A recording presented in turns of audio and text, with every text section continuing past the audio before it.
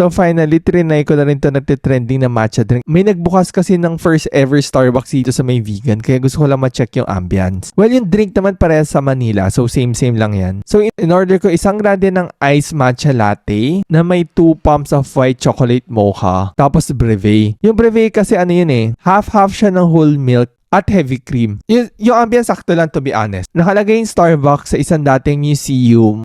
Okay naman yung interior, very Starbucks. Yung kisame lang siguro at saka yung flooring yung nagbigay ng vegan vibe. Malaki rin yung area, perfect tambayan kasi along Calle Crisologo lang siya. Total ng drink ko nasa 220. Sulit ba? Okay naman kasi matcha drink niya spot on. Lasa mo pa rin may pagkadamo vibe. Ang sarap ng addition ng white chocolate mocha. Yung aftertaste niya, mapapainom at mapapainom ka talaga. Ang nagustuhan ko sa drink na to, hindi sila galit sa yelo. Tama lang yung yelo sa dami ng drink. Pero sarap na itong timpla na to, joke.